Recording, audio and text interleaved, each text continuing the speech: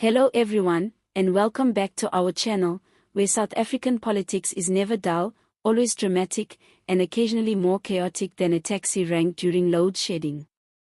Today, we are heading to the Eastern Cape, where two ANC mayors are stuck in the middle of a nasty political brawl. And no, this isn't about potholes, water outages, or electricity cuts. This is about power, survival, and political betrayal. A real-life Game of Thrones, Eastern Cape edition. Now before we dive in, don't forget to like the video, subscribe to the channel, and hit that bell so you never miss the latest scandal, sabotage, or surprise resignation. And if you've ever had a mayor removed for reasons that had nothing to do with service delivery, drop a comment. We know it's not just an Eastern Cape problem. Now let's get into it. The ANC in the Eastern Cape is at war with itself. Behind the smiles and unity songs lies a boiling pot of factional tension, and right now, it's bubbling over into the councils of at least two municipalities, where mayors are fighting tooth and nail to keep their seats. But here's the twist, it's not opposition parties trying to unseat them, it's their own comrades. Two sitting ANC mayors, whose names we'll withhold until formal action plays out, are in the firing line. They've become political pawns in a brutal tug-of-war between rival ANC factions fighting for control of key regions. On one side, you've got loyalists aligned with the current provincial leadership, the status quo camp. On the other, rising challengers, emboldened by national instability in the ANC, who want to reshuffle the deck before the 2026 local government elections and, of course, the 2027 ANC National Conference. So why target mayors?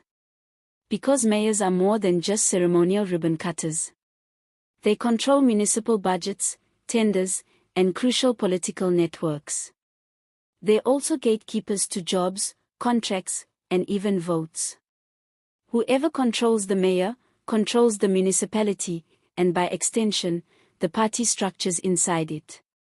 According to insiders, this isn't just about internal discipline or governance. It's strategic removal, plain and simple. Allegations of poor service delivery are being used as political cover, while the real issue is loyalty, or the lack of it, to the dominant provincial faction.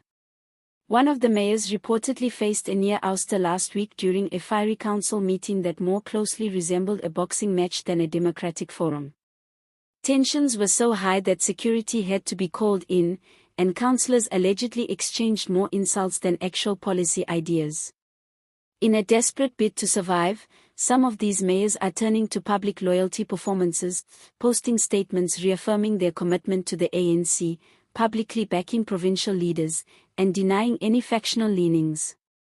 But here's the thing, it's not working. In today's ANC, playing neutral is almost impossible. You're either with the current power bloc or you're an obstacle that must be removed, preferably before you can mobilize support of your own.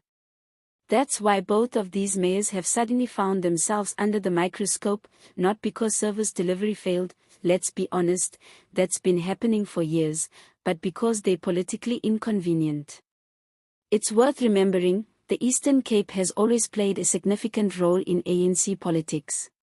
It's the birthplace of giants, Mandela, Tambo, Mbeki.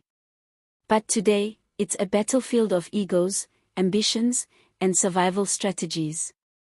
The current provincial leadership is under pressure. With national attention now fixed on the 2027 conference, provincial factions are gearing up early and ensuring that every councillor, every regional chair, and yes, every mayor is under control. And while all of this is going on, guess who's losing? The people. Yes, those who voted for these councils. Communities whose roads remain cratered, whose taps have run dry, and whose refuse hasn't been collected for weeks. In these towns, political war games are more urgent than fixing basic services. Service delivery takes a back seat when the only service being delivered is political revenge. Citizens are beginning to ask, is local government still about governance, or has it become a mini-parliament of power struggles and self-interest? Analysts are warning that this internal chaos is not isolated. What's happening in the Eastern Cape could spill over into other provinces. We've seen similar tensions in Mpumalanga, KwaZulu-Natal, and even the Free State, where internal ANC power plays have crippled municipal governance. And here's a more chilling thought: if the ANC can sort out its internal battles at municipal level, how will it govern in coalition after 2026? The very factionalism playing out now may return to haunt them, not just in towns and cities, but in national parliament. As of now, the ANC's Eastern Cape leadership has remained tight-lipped about the behind-the-scenes drama. Officially, everything is business as usual.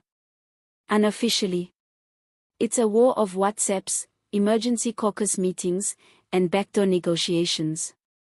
Some insiders say these removals are part of a broader strategy to purge old non-aligned office bearers before the next regional conference.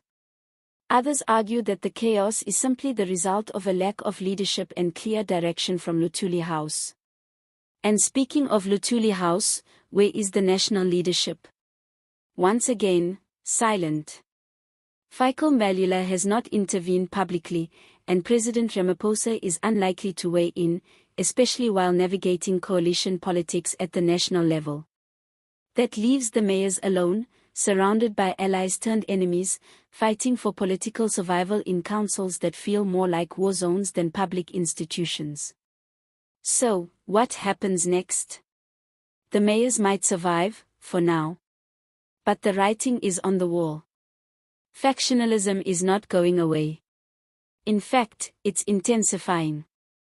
And in the ANC's internal war, loyalty is temporary, alliances shift like the wind, and today's mayor could be tomorrow's scapegoat. Whether this ends with resignations, suspensions, or full-scale political purges, one thing is clear: the Eastern Cape's battle for the throne is far from over. And the bigger question is, will the ANC survive these internal wars long enough to win back the trust of the people? Let us know what you think in the comments. Are these removals about governance or power?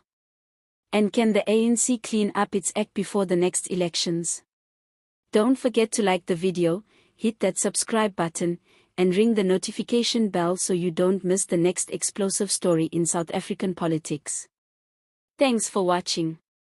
See you next time.